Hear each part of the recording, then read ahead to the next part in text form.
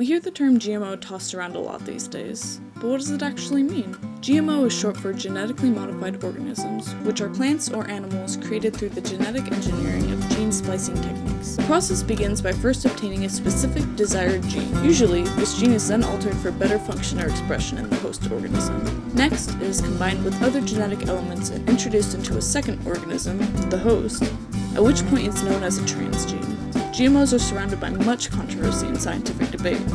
Before we explore both sides of the issue, it is important to consider the 6 fundamental canons that engineers must abide by. First, an engineer must hold paramount the safety, health, and welfare of the public. What does all this mean in the context of genetically modified organisms?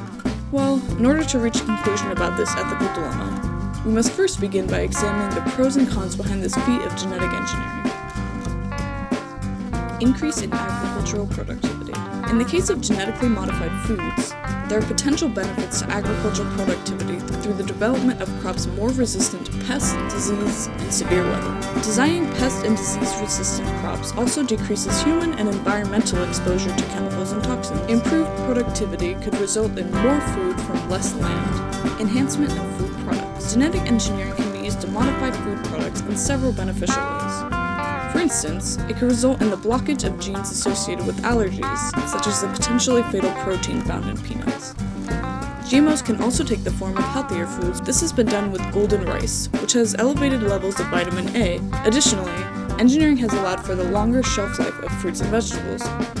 Widespread vaccination. Genetic engineering can be used to develop pharmaceuticals and vaccines in plants, decreasing the risk of adverse reactions and enabling faster vaccination of large populations. For instance, by incorporating a human protein into bananas, potatoes, and other fruits, researchers have been able to successfully create edible vaccines for hepatitis B, cholera, and rotavirus. Alternative energy sources. Another recent transgenic endeavor, known as the Glowing Plant Project, incorporated a gene from a firefly into a houseplant, creating plants that display a soft illumination in the darkness. One of the proposed goals is to create trees that could illuminate streets and pathways, thereby saving energy and reducing our dependence upon limited energy resources. Industrial and medical applications. One innovation is BioSteel, a high-strength, resilient silk product created by inserting the genes of a silk-spinning spider into the genome of a ghost egg prior to fertilization. There also exists the process of xenotransplantation, which is the transplantation of living tissues or organs from one species to another. This is often seen as a potential way to alleviate the shortage of human hearts and kidneys.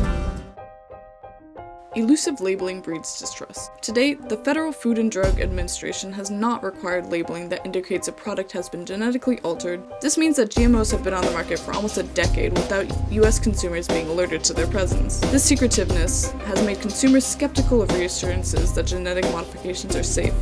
Negative environmental impact. Since plants are not self-contained organisms, there's the danger that genes may escape and find their way into other species. This would cause much devastation if, for instance, herbicide-resistant genes found their way into weeds. Other negative environmental impacts are the risk to birds, insects, and other species that come into contact with genetically modified plants. Unintentional public harm. There's also the potential that allergy-producing genes will be inserted into unrelated foodstuffs. Since genetically modified foods are not labeled, a person could suffer a potentially fatal allergic reaction.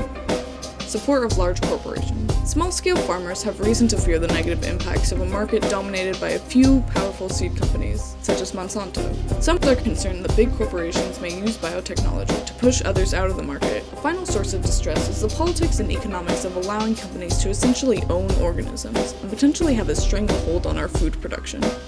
Questionable health effects. Several other countries, such as Australia, Japan, and the European Union, there are significant restrictions or outright bans on the production of GMOs because they are not considered proven safe. In the US, on the other hand, the FDA-approved commercial production of GMOs is based on studies conducted by the companies who created them and profit from their sale.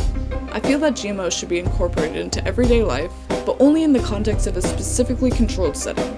There should be strict regulations as to where genetically modified crops cannot be grown. It is also extremely important for the US to label any products that contain GMOs. The public should be given the choice to avoid these products if desired. This also serves to place consumer needs over that of large companies. Additionally, much more research should be done on the long-term effects of modified foods. With these responsible limitations in place, I feel that the US can safely explore all of the incredible applications that genetic engineering has to offer.